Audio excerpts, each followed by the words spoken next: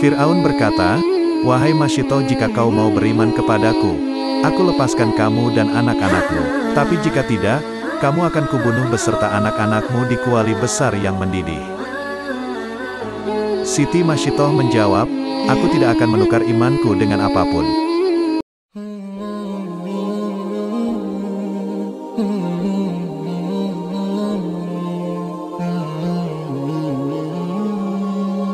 Dikisahkan dahulu terdapat wanita mulia memiliki iman yang teguh di dalam hatinya, namanya adalah Siti Masyitoh. Ia hidup di zaman Nabi Musa dan di masa Fir'aun berkuasa. Pada saat itu Fir'aun sangat berkuasa sampai ia menganggap dirinya sebagai Tuhan.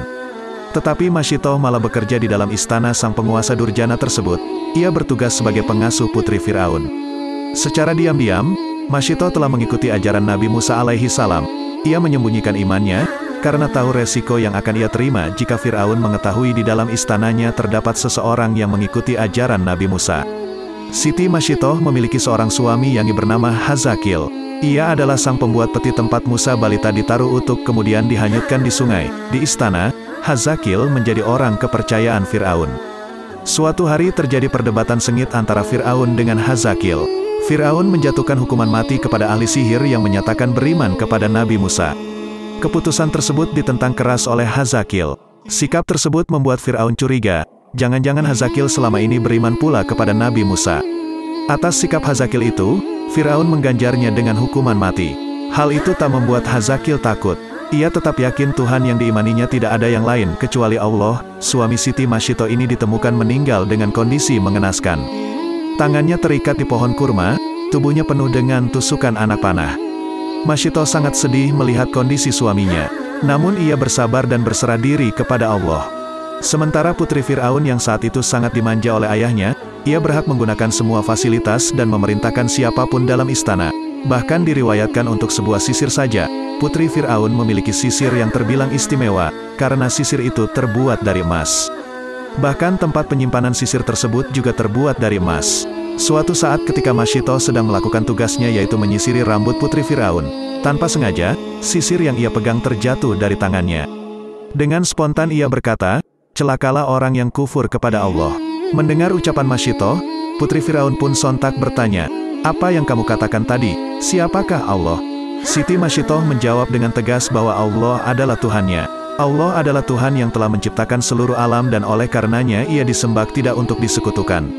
Mendengar jawaban Masyitoh, sang putri pun marah dan segera melapor kejadian yang dialaminya itu kepada ayahnya yakni Fir'aun. Datanglah putri Fir'aun mengadu dan menceritakan apa yang ia dengar dari Masyitoh. Fir'aun yang baru mendengar kisah sang putri, ia langsung murka. Fir'aun memanggil Masyitoh untuk dimintai keterangan. Ia ingin mendengarkan langsung dari telinganya, apakah semua yang diceritakan putrinya itu benar. Fir'aun berkata, "Hai Masyitoh, apakah benar engkau memiliki Tuhan selain aku?" Akhirnya Masyitoh menjawab, "Benar, aku beriman kepada Tuhannya Nabi Musa, Tuhan yang berhak disembah." Siti Masyitoh menjawab dengan penuh keyakinan. Ia tidak gentar sama sekali meskipun ia bisa membayangkan siksaan pedih yang bisa ditimbulkan Fir'aun terhadapnya karena bisa saja Fir'aun menganggap pernyataannya sebagai suatu bentuk pelecehan. Benar saja, mendengar jawaban Siti Masyitoh, Fir'aun pun bertambah murka. Ia segera memerintahkan algojonya untuk mengikat tangan, kaki Masyitoh, dan membawa semua anak Masyitoh yang masih kecil. Siti Masyitoh diseret bersama anak-anaknya di hadapan halayak yang sudah berkerumun. Di hadapannya telah dinyalakan api unggun, dipanaskan sebuah kuali besar dengan minyak mendidih.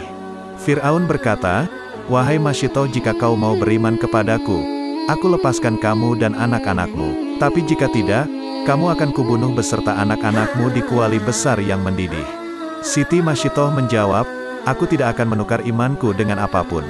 Fir'aun semakin murka sejadi-jadinya mendengar jawaban tersebut. Akhirnya, Fir'aun memerintahkan algojonya untuk mendorong seorang anaknya ke dalam kuali sehingga syahid dalam keridaan Allah. Sehabis itu, Fir'aun memaksa lagi. Namun ia tetap bertahan sehingga seorang anak laki-lakinya dilempar ke dalam kuali mendidih itu. Dan sekarang yang tersisa hanyalah ia dan seorang anak paling kecil yang berada di gendongannya. Fir'aun masih saja menekan dengan paksa yang serupa. Dan pada saat itu Siti Masyitoh telah mencapai puncak kesedihan karena menyaksikan dengan mata kepalanya sendiri kematian anak-anaknya. Siti Masyitoh kemudian pasrah kepada Allah. dan tiba-tiba, Allah memberi semangat kepadanya. Anak yang masih sangat mungil itu tiba-tiba berbicara. Kalimat pertama yang terucap dari lisan sang anak sungguh menakjubkan. "Bersabarlah bunda, melompatlah, yang kita tuju adalah surga." Akhirnya Masyitoh dengan mantap masuk ke dalam kuali itu bersama anaknya. Nabi bersabda, ada 4 orang bayi yang masih dalam buayan dapat berbicara, yaitu anak Masyitoh, bayi yang menjadi saksi Nabi Yusuf, teman Juraij dan Isa putra Maryam. Siti Masyitoh dan anak-anaknya pun mati dalam keadaan syahid.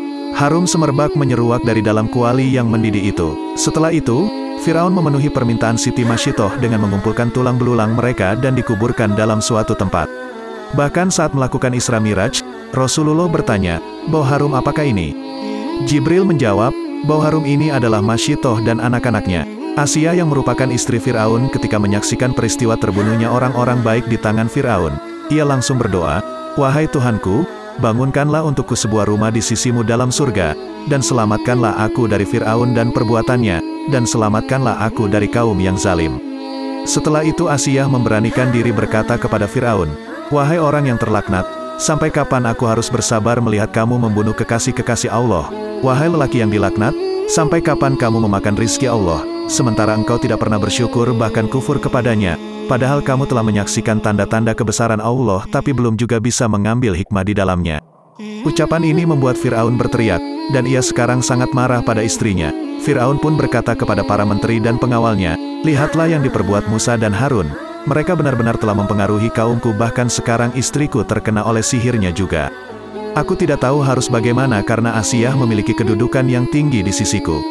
Firaun pun memerintahkan Asiyah untuk pulang ke ibunya karena ia telah dianggap gila. Namun Asiyah menolak, bahkan ibunya membujuk Asiyah untuk keluar dari ajaran Musa dan kembali beriman kepada Firaun.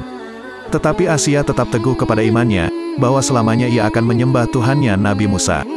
Hal ini membuat para menteri Firaun memiliki siasat untuk menghabisi Asiyah. Mereka berkata, "Wahai Tuan Firaun, jika kamu tidak membunuhnya, Tuan dan kaum Tuan akan dihancurkan olehnya."